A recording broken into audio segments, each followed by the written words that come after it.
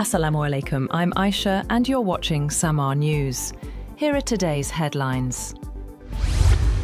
4 people have died after a massive fire engulfed multiple high-rise towers of a residential complex in Hong Kong's northern Tai Po district, with thick grey smoke billowing out as emergency services battled to subdue the blaze.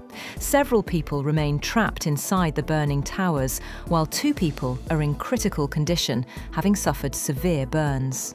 Some fire services staff have also been injured while trying to put out the flames that ripped through the 31-storey towers. Authorities in Thailand plan to send helicopters to evacuate critically ill patients from a southern hospital marooned by some of the region's worst floods in years, as the death toll rose to 33, with more rain expected. Floods have swept through 9 Thai provinces and 8 states in neighbouring Malaysia for a second successive year, prompting both countries to evacuate nearly 45,000 people. In Indonesia, 8 to 13 people are estimated dead following floods and landslides this week, while 1 has died in Malaysia.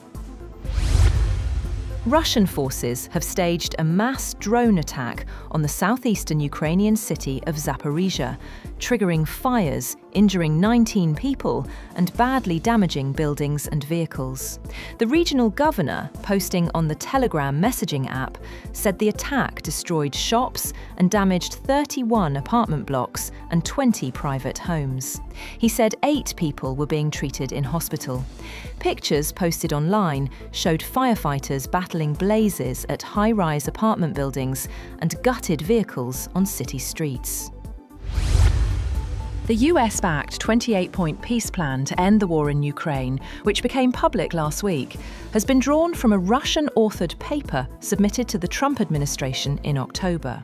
The Russians shared the paper, which outlined Moscow's conditions for ending the war, with senior US officials in mid-October, following a meeting between US President Donald Trump and Ukrainian President Volodymyr Zelensky in Washington.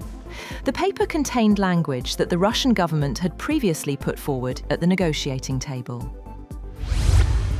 British Finance Minister Rachel Reeves is likely to announce tens of billions of pounds of new tax increases in a budget that puts her credibility on the line, both with bond investors and with lawmakers demanding more welfare spending.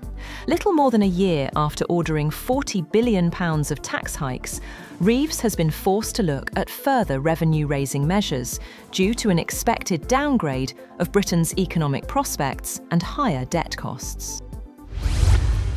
US President Donald Trump has said that he pressed Chinese President Xi Jinping to accelerate and increase Beijing's purchases of US goods during a phone call. And the Chinese leader more or less agreed. The US president told reporters aboard Air Force One that he told Xi he'd like him to buy it a little faster and buy more, adding that he's more or less agreed to do that.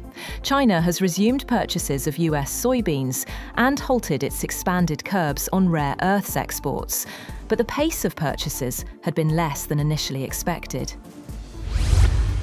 Taiwanese President Lai Ching-te has said that he will introduce a $40 billion supplementary defence budget to underscore its determination to defend itself in the face of a rising threat from China. China, which views democratically governed Taiwan as its own territory, has ramped up military and political pressure over the past 5 years to assert its claims, which Taipei strongly rejects. Unveiling the $1.25 trillion Taiwanese dollars package, Lai said history had proven that trying to compromise in the face of aggression brought nothing but enslavement. US President Donald Trump has backed away from a Thursday deadline for Ukraine to agree to a US-backed peace plan and shrugged off a report that US negotiator Steve Witkoff coached the Russians on how to approach him on the topic. Trump, speaking to reporters on board Air Force One as he flew to Florida for the Thanksgiving holiday, said US negotiators are making progress in discussions with Russia and Ukraine, and Moscow had agreed to some concessions. Trump said his envoy envoy Steve Witkoff will be travelling to Moscow to meet with Russian President Vladimir Putin next week, and that his son-in-law, Jared Kushner, was also involved. His remarks came shortly after Ukrainian President Volodymyr Zelensky said Kyiv is ready to move ahead with a US-backed peace deal. In remarks to European partners, he said he plans to discuss its sensitive points directly with President Trump and urged Europe to agree on a framework for a reassurance force to support Ukraine while Russia continues its war. Earlier, Ukraine's national security chief said President Volodymyr Zelensky could travel to the United States in the coming days to finalize a deal with President Donald Trump to end the war with Russia. Rustem Umerov said Kiev is working to arrange the visit as soon as possible. A massive fire has torn through one of Dhaka's largest slums, home to nearly 80,000 people, leaving thousands of people homeless and turning rows of tin-roofed shanties into charred rubble. The blaze started shortly after sunset in the heart of the capital, in Korail, one of Bangladesh's largest and most crowded slums.